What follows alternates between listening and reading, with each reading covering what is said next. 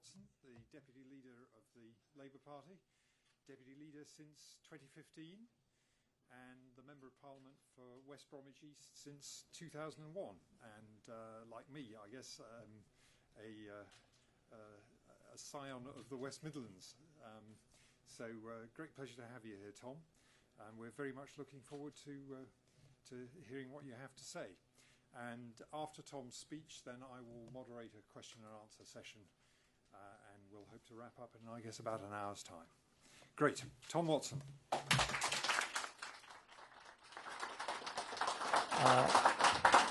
Good morning. And thank you very much to the Centre for European Reform for hosting us today. And Ian, thank you for that introduction. I didn't realise we have a shared heritage from Kidderminster in the West Midlands as well. Now, this organisation has spent nearly 2 decades working for a stronger, more open and outward-looking European Union.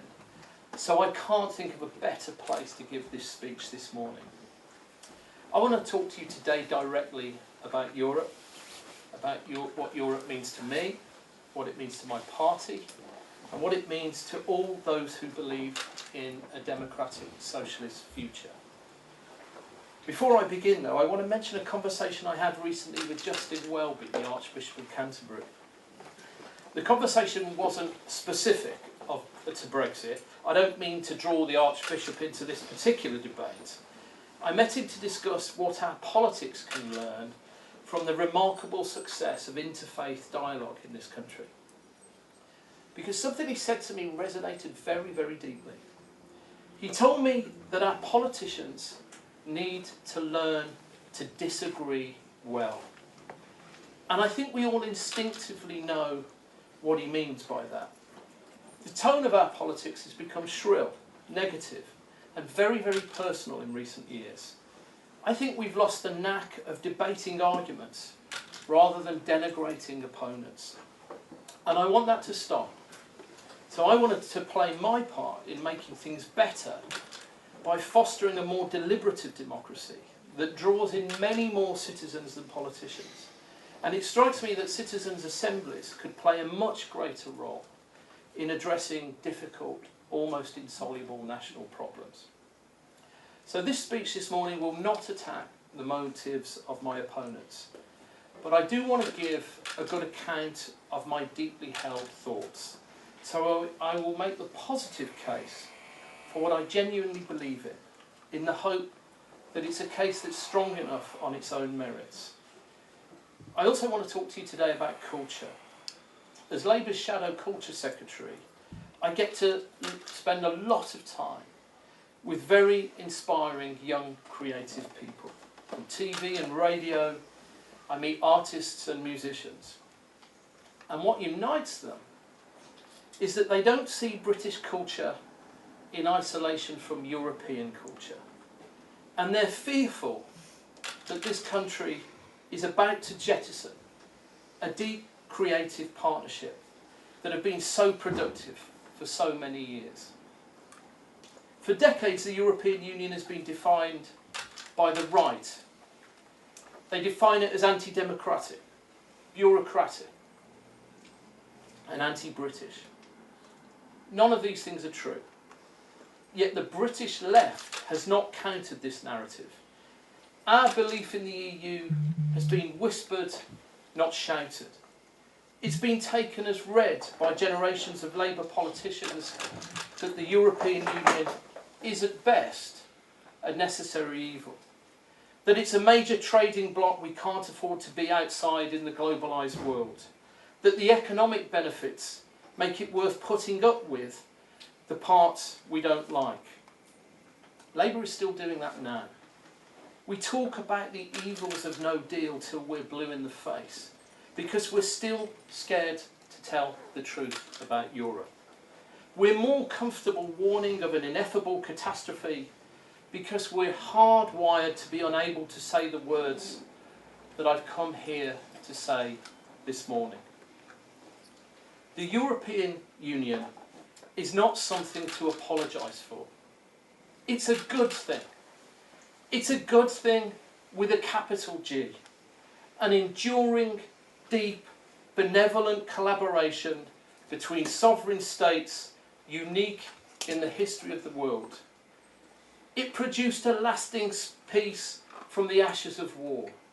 It produced prosperity where there had been deprivation. It produced transnational partnerships where once there was suspicion and division. It's not perfect, but what large institution is? The core values of the EU are internationalism, solidarity, freedom. Those are British values, and they're Labour values too. I'm a European democratic socialist. I don't go along with the EU despite being a socialist. I embrace the EU because I am a socialist. Democratic socialism is achieving common causes by the strength of collective endeavour. That's what Europe is. And we're lucky to be living through this golden age of European cooperation. We are extraordinarily fortunate to live in peace. I'm a democratic socialist, a British patriot, and a proud European. These are not identities that rub awkwardly up against one another. They're mutually reinforcing. Europe is who we are and have been for centuries. Yet for decades, we've failed to challenge that narrative, that somehow our way of life is under threat. It's simply not true. It's not true at all. And yet we've heard it so often that it comes to seem real. To our European neighbours, it seems bizarre. Do the French feel any less French because they're part of the EU? And unlike the UK, also part of Schengen, such that they effectively have no internal European borders? Has that undermined their sense of identity or their way of life? Have you been to France lately? Because I can tell you that it hasn't. The French are as French as they always have been and always will be. From Dunkirk to the Dordogne, they're still 200% French over there. Believe me. Nor have the Germans come to seem just like the Irish, or the Italians become indistinguishable from the Danes. Europe's languages, culture and identities have not been homogenised by a centralising bureaucratic behemoth, and never will. Why would they? The institutions of the EU formalise and democratise the natural bonds between us. We are not diminished by our membership of the EU. We are recognised, enhanced and empowered by it. Probably the most important Englishman who ever lived was William Shakespeare. A man of the Midlands, like myself, whose transcendent imagination was as broadly and deeply European as it was English. As Professor Michael Dobson, director of the Shakespeare Institute, told the British Council in Paris a couple of years ago, Shakespeare was a product of the European Renaissance, and he grew up in the knowledge the territory in which he lived had originally been Britannia, a mere province of something much larger and more significant, the Roman Empire. I've written elsewhere about how misleading it can be to think of Shakespeare as modern Britain's national poet. I would add that it is even more misleading to suggest that Shakespeare thought of Britain as anything other than part of a larger geopolitical entity called Europe. One only needs to read where the plays took place. Rome, Athens, Venice, Padua, Milan, Cyprus, Navarra, Messina, Vienna, Denmark, the Balkans and Sicily. And he wasn't just using places he'd visited as handy material. He never left the UK. He conceived and realised these settings because being European was central to his sense of who he was and what it meant to be English. Erasmus and Plutarch loomed large in his imagination, as did Chaucer and Sidney. Medieval London was a bustling, melting pot of migrants from all over the world. The greatest Englishman, 400 years ago, was wholly, deeply European. And it was so for centuries before Shakespeare too, until very recently. Did French kings not become English kings who became British kings? And did not Dutch and German kings and queens do the same? Did the Windsors not change their name from Saxe, Coburg, Gotha? And did we not a few days ago commemorate D-Day, when British soldiers crossed that tiny strip of sea to liberate our ancient neighbour from occupation? Only 75 years ago, our finest young men marched off to war to save France. Yes, to save Britain too. But you couldn't save Britain without saving France. The fates of our two nations were indivisible. This is a truth that Churchill understood. A great war leader, but also a great builder of peace. Churchill was a founding father of the EU, just as surely as Adenauer, de Gasperi and Schumann. He conceived of it. He pressed it. He understood both how vital it was to preventing war and how transformational it could be as an engine of prosperity and partnership. Britain's place in the EU is in the EU because Britain is by definition in and of Europe. Look at our great cities like London, Birmingham, Manchester, Leicester, among the most super diverse in the world. That is what we and who we are. Yes, old ladies cycling to church in the mist, we're that too. But also a great historic European nation, still at the zenith of innovation and creativity, attracting all kinds of people for all kinds of reasons from all over the world. Yes, it's the nation of Shakespeare and Byron, who died fighting for Greece in their War of Independence, and Mary Shelley, who conceived of Frankenstein in Geneva, and Charlotte Bronte, whose novel Villette was based on her time teaching at a Brussels school, and Keats, whose life and death in Rome is celebrated at the foot of the Spanish Steps. And of course of John Dryden, not just a great writer of English drama, but a great lover and student of French drama, and a translator of Virgil, Ovid, Homer, the great canon of European classical literature that was the base of everything these English geniuses knew. Dryden, who also once wrote the great lines, by the way, a man so various that he seemed to be not one but all mankind's epitome, which keeps coming into my head in these Tory leadership days for some reason. Yes, this is the Britain of Sir Simon Rattle, who made his name in Birmingham and then spent 16 years conducting the Berlin Philharmonic.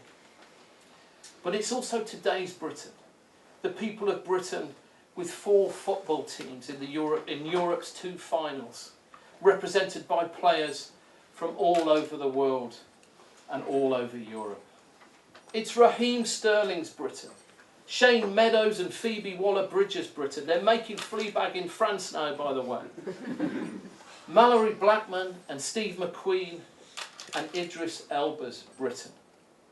Sadiq Khan and Sajid Javid's Britain. This is our beautiful place in all its glory. It's who we really are now. That's the country I'm so proud of, not anyone else's nostalgic fantasy of how it used to be. And my Britain is utterly indivisible from Europe, which now and in the future entails growing with its institutions. Our relationship with Europe is about far more than economics and far more than just political cooperation. It's about what kind of country we are, what we want for our children, the scale and scope of the horizons we can offer them, what we're able to bring them up to be. And the kind of country we are is European. It's a fundamental part of our national identity, our culture, our history. Britishness is not distinct from Europeanness. Welsh, Scottish, Irish, English, we are European. These are not warring identities competing for space. To be British is to be European. Now I know that not everyone wears as easily that deep attachment to identity. In fact, some people have begun to use identity as a stick to beat pro-Europeans, equating support for Europe with class. I don't think that's right, and I don't think that's helpful. The majority of Labour people are supportive of Europe, and that support is not dictated by social class. There are powerful rational arguments for membership of the European, as well as emotional ones too. For Social Democrats who want to make life better for our poorest communities and secure economic growth that can be fairly shared, the best way forward is within Europe. Almost every aspect of life of Europe will be more difficult, more expensive, less safe. Travel, communications, trade, manufacturing, our national security. I don't think people realise just how far back in time we'd be taken by leaving the EU. And Europe has been so important to our proud towns as well as our great cities. Let us not forget that in the dark days following the pit closures under Thatcher and Major, the only support those coal-filled areas had was Objective 1 funding. It became the only hope, a lifeline for so many traditional Labour areas and working class communities. And in the same way, at the same time, faced with a Tory government that was attacking workers' rights, socialists in Britain looked to the EU as an institution that was way ahead of the UK in terms of protecting working people, consumers and environmentalists. For those on the left to fail to acknowledge that is to rewrite history. I used to lead delegations of union shop stewards to Brussels when I worked for the Amalgamated Engineering and Electrical Union, now Unite, in the 1990s. We'd lobby for support for investment in the car industry. Our stewards would share their experience of the globalised world with other workers across the continent. We'd form alliances to challenge the excesses of global capital. And the European Union has been a steadfast ally in furthering the rights and welfare of working people. From the European Convention on Human Rights to the Working Time Directive, to the agenda for the next Commission on pan-European minimum wages and tackling global tax avoidance, the EU has been a friend to workers here and across the continent. It's no boss club. It is both an engine of progress and a backstop against regressive and repressive governments. Labour, quite rightly, has just declared climate emergency. But climate change doesn't stop at our borders, and we can't tackle it alone. We're so much stronger in Europe. And as the global economy changes, as automation, AI and the rise of the global mega corporations change capitalism once again, there is strength in numbers and might in unity. Britain alone will struggle to face down the barons of surveillance capitalism, to take on the shoddy practices, tax avoidance and employee abuse of global giants like Facebook and Amazon. Together we created the strongest consumer privacy law anywhere in the world. Together we can go further still, breaking up monopolies, shutting out malpractice, facing down tax avoidance. But on our own, we're vulnerable. We can see this pernicious process in action already, before Brexit has even happened. Inward investment has fallen these last 3 years whilst it has grown on the continent. Our car industry is collapsing around us. Manufacturing jobs are down. Membership of the EU brings a 2% a year boost to our GDP. That's according to the Bank of England. Now that might sound like numbers in the margin, but it isn't just numbers to me. It's £20 billion a year in extra taxes to pay our nurses properly, to invest in our schools, to give our elderly the care they need and deserve. These things matter to anyone who calls themselves a democratic socialist. These things matter to me. Whether you're a European romantic, proud of Britain as a modern European country, or a hard pragmatist who knows that every penny counts when it comes to supporting working people, the European Union is your friend. And so that is the case I want to make. That is the case I want Labour to make. Brexit is not a break on Labour values. It's an existential threat to them. The European Union is the fruit of our forefathers and foremothers' sacrifice. It is peace forged from the ravages of war. It is prosperity shared, workers protected, oligopoly challenged. It's a natural extension of our patriotism and the natural result of our history. European is who we are and who we have always been. Our members are Remain. Our values are Remain. Our hearts are Remain. And we need our Labour Party to be true to who we are and be loud and proud in support of Europe. So where does that leave us? We are a country going round in circles, kidding ourselves that one last heave will somehow resolve the contradictions and the catastrophes that Brexit both embodies and invites. And in the meantime, the people of Britain are ignored. The burning injustices rage hotter and brighter than ever, and the machinery of government stuck in the Brexit mud simply cannot deliver the things we need. The NHS in crisis. Young people wait in vain for houses to be built and for their skills to be resourced. Our elderly do not get the care they need, and our poorest are trapped in the nightmare of universal credit. Whilst our politics fixates on Brexit, Britain is left to rot. The only tool to actually break this deadlock, we all know, even if we've not all admitted it yet, is a public vote. We put the question back to the people because Parliament and government, as we reach the 3-year mark, have proved utterly incapable of implementing Brexit, and shows no more sign of doing so now more than ever.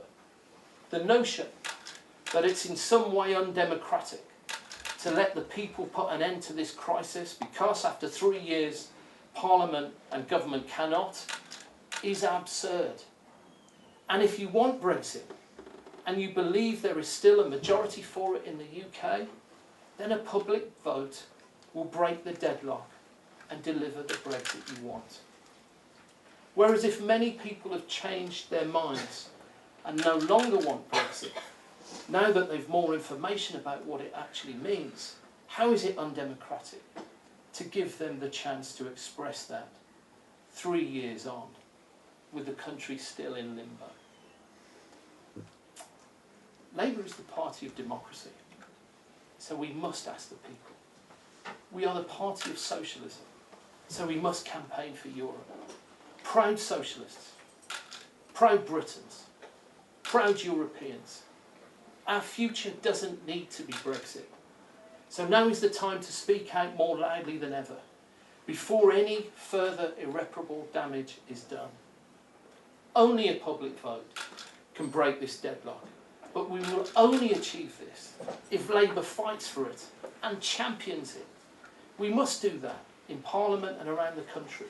Labour must make the positive case. And only by remaining in the EU can we remain the same Britain at the heart of what we've been for 1,000 years. If we leave, we become less than we were and less than our children have a right to expect. The patriotic choice is to remain. Thank you.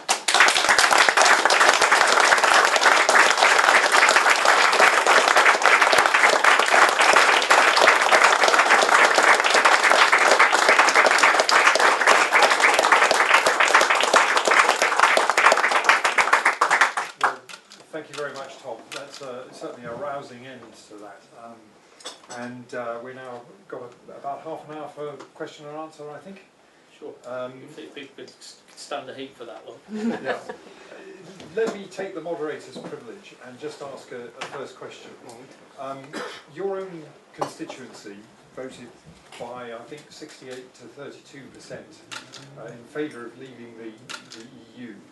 So you've got quite a task, even with your own voters, to persuade them that your case is the right one. What do you think is the message that you need to be giving and that your colleagues in other Leave constituencies need to be giving to say to people the right way forward is in Europe? Yeah, okay. Well, first of all, I'd say that I know my constituency, I know my constituents, and they expect me to give an honest account of myself and what I believe. And so when I talk to them on the doorsteps, whether they're Leave or Remain, they just want me to say what I think. They send me to Parliament to say what I think is in their interest and the interest of the country.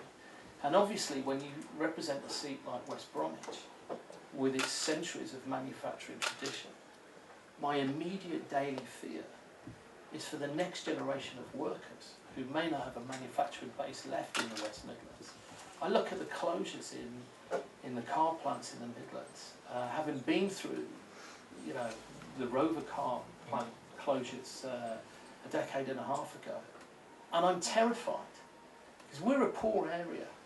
We still need to improve our skills base, and they need change.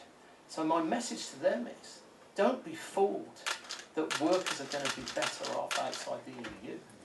They will be better protected. There will be more inward investment. Jobs will be more secure for the future, and we'll be able to help shape the future.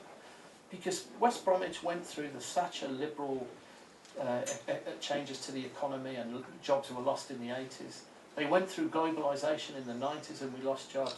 And they ain't seen nothing yet when we see automation, artificial intelligence and machine learning absolutely disrupting the labour market.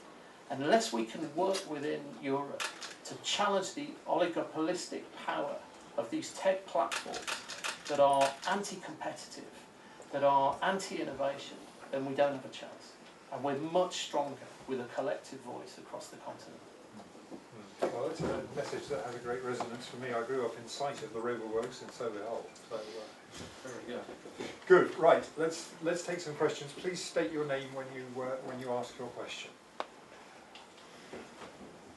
Yeah. Yeah, I'll take them in threes. Ray Taylor, PwC. Can I ask you a question about the general state of UK politics at the moment? On the back of local and European elections, we've seen the smaller parties do very well. Do you think this is what we should expect now for the future, or do you think we'll go back to the politics of the past, where the two main parties dominated again? And the next question. Martha Lodestone. I have a young son, and I worry that his generation is not going to see the benefits that we have of being in the European Union. I wanted to thank you for being so clear about your position today, Tom. But is it too late for Labour to change tack? Okay. Do we have a third question? I can see a hand, but I can't see it. Right. Yes. Lady right at the back. Neil Nerver, Brent Councillor. Tom, very simply, thank you very much for the speech. How do we make it happen? Okay. I'll take Ray and Martha first, if I take them together. Martha, you asked me if it's too late for Labour to change position. It's never too late to do the right thing. And I've been talking to a lot of young workers. I interviewed some before I did the speech last week, and I was really moved by what they told me. They told me that they found a clarity about who they are after that referendum result. They discern themselves as European. They're British and European. And I genuinely want Labour's shadow cabinet, the leadership of my party, our National Executive Committee, to hear their message, because it's actually their generation and their future that I worry about. I've got a 14-year-old and an 11-year-old. And I worry about what kind of world they're going to enter if we become atomised, a bargain basement economy on the side of the European Union. And Ray, you're pointing to the sort of state of flux at the heart of parliamentary democracy, the chaos at the heart of government decision making. And there is no doubt that it has put immense pressure on the party bonds that hold people together. And that's really why I was leaning into what I think needs to be a change in tone and respect for difference around this issue, because we do need to have a measured discussion around it. But I do think if we don't listen to the people, and if the Labour Party doesn't listen to its 500,000 members who want us to be a Remain and Reform party, who want a confirmatory ballot, then there will be further chaos in politics, and who knows what the outcomes are.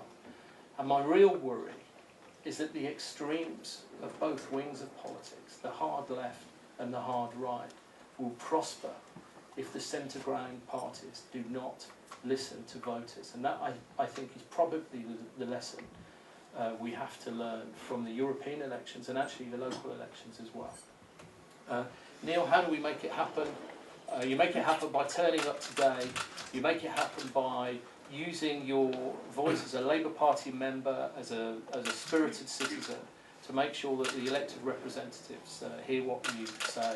I'm going to be arguing at the Shadow Cabinet when we finally have our meeting to assess the results of the European elections. And I'm going to take the message away from this meeting as well as the young people that I spoke to last week. Okay. I missed a woman at the back right on the first round. Thank you. Hi, I'm Rania. I'm the National Chair of Labour Students. And as young people, we're overwhelmingly pro-EU. It's part of our identity and what we've grown up with. What can we do, and how do we make the leadership listen to us? Okay. Next question. Yeah, a bit further forward. Hi, Emily Wallace. I'm the policy officer at Vauxhall Labour Party, staunchly pro-European and Remain voting CLP.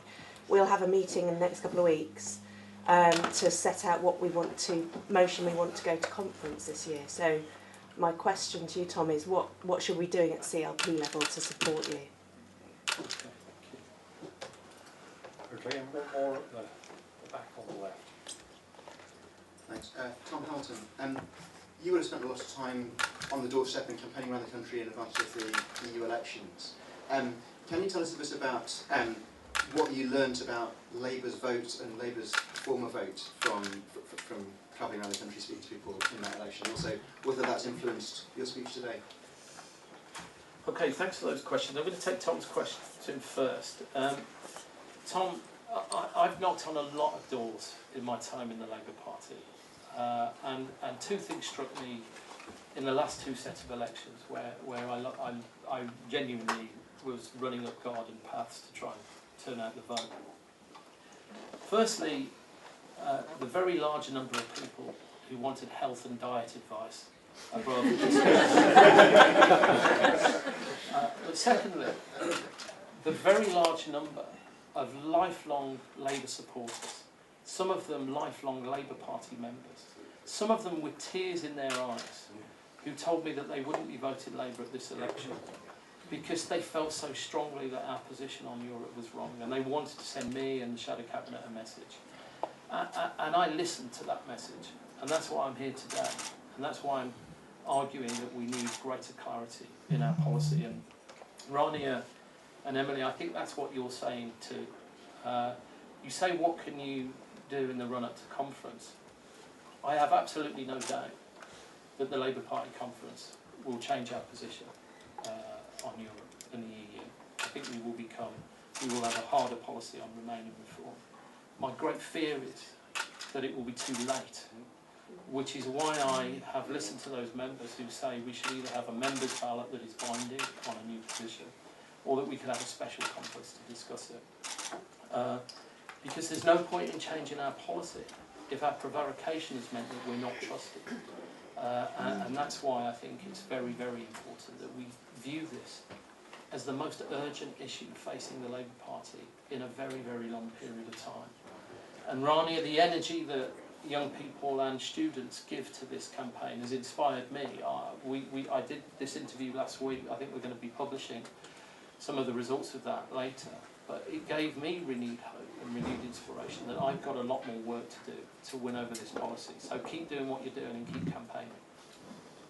Great, thank you. Okay, take one down. Thank you for your speech, Tom. My name is Fiona O'Farrell. I'm a Labour Party member, and I was one of the people who thought we had changed Labour policy already.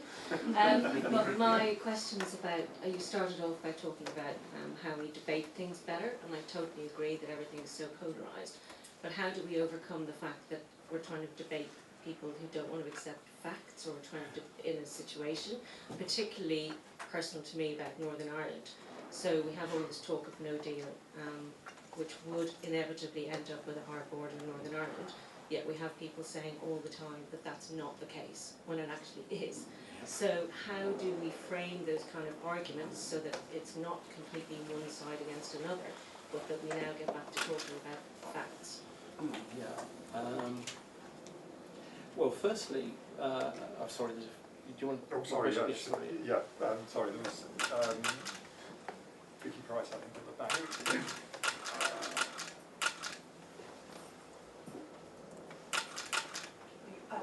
Vicky Price, just thinking about the next Prime Minister, who's going to be decided sort of pretty soon.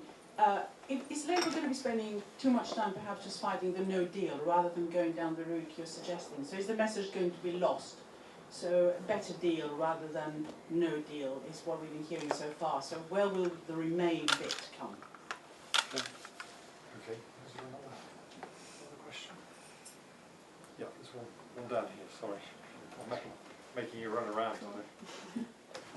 Hello, it's Anne Sassoon, Vauxhall CLP, and despite the accent, I've lived in this country for 53 years. I'm really pleased about the, if I could use that kind of term, emotional, cultural, patriotic tone of your speech. So really it's how to, in a way, infiltrate that, combined with the facts, but to appeal to people that feel very strongly, and it should be, and I am British and European of American origin. Thank you. Okay, Fiona, you asked me about the facts of the issue when people are in denial in a world of fake news and propaganda, sometimes pushed by other states that don't have our interests at heart. For me, in the public discourse, I'm as guilty as this as any politician. I need to learn from my own mistakes, so I'm not sort of judging people. What I think elected representatives need to do is give it their very all, not to question the motive of the person making the argument. If you can respect that they just have an honest disagreement with your position, it's a starting point for a conversation. And that's what I find so interesting about the interfaith dialogue that the Archbishop of Canterbury is fostering. Because it seems to me that it does lend itself to the notion that citizens' assemblies can bring people with very different views, but very often hostile and contradictory views, to look at almost insoluble problems and come out with a consensus around a way forward. And I've been really struck in this recent period. I was really struck by a comment that Tony Blair made when he said, it seems very hard, if not impossible now, to find a compromise around Brexit. But it could be that politicians could find a compromise around the way you deal with Brexit. And I think that's our challenge. I think it's an immediate challenge. Whoever wins the Tory party leadership, to answer Vicky's question, and how Labour responds to that is what we have to do. And obviously today I'm making the case for a more benign view towards Europe, for Labour to have greater clarity of purpose, for us to be very and unavowedly pro-Remain, pro-European.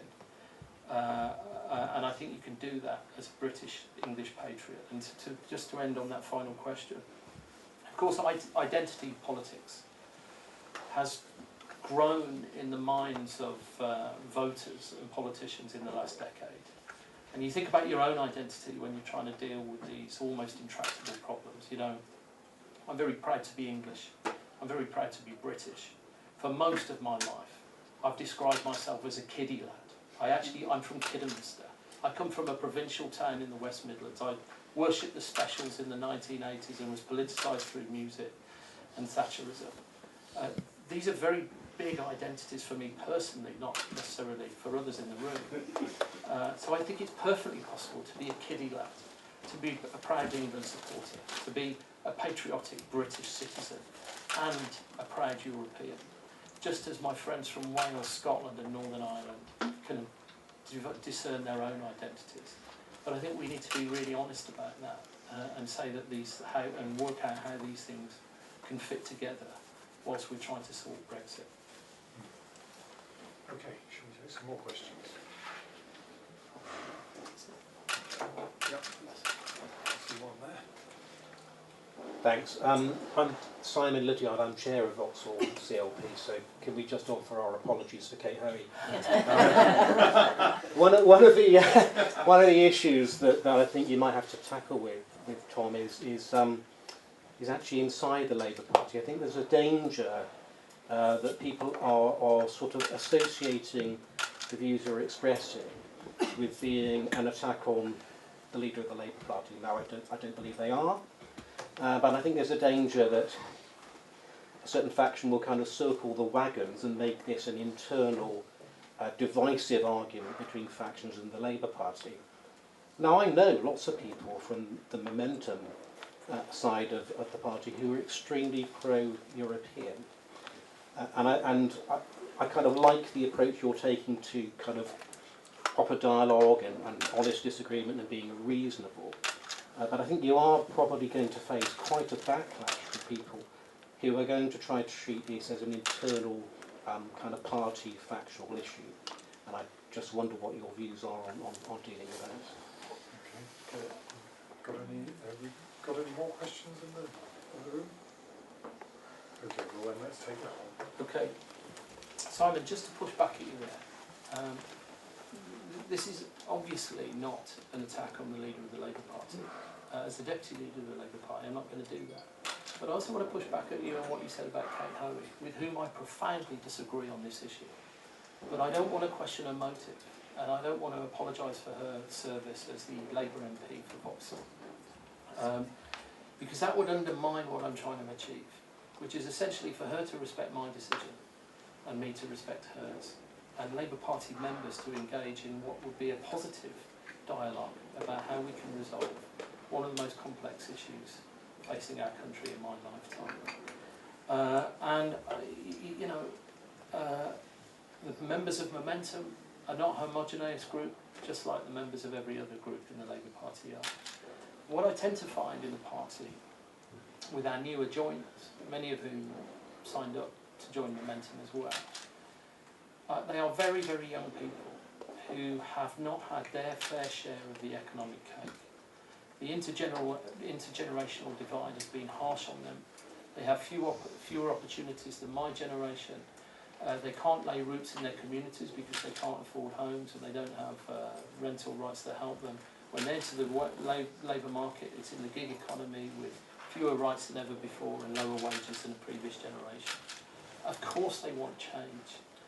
And they've thought a lot more deeply about how they can have greater security and opportunity in their lives, which is why they understand the EU perhaps more than my generation, because they know that it's the EU that can give them those protections.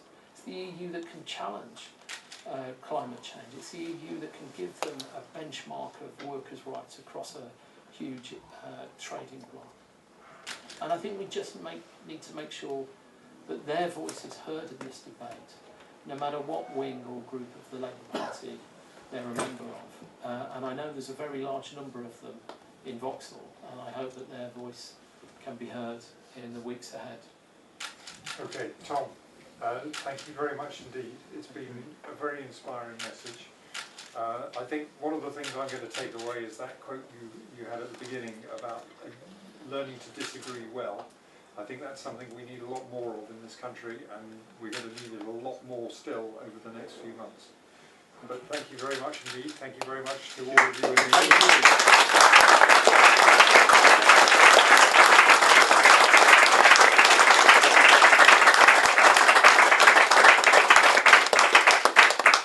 Thank you for braving the heat of this room.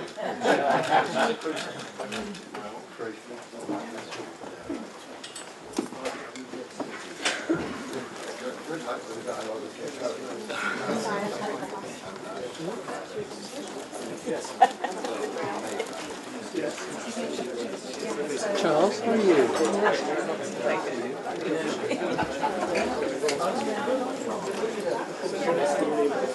Thank you.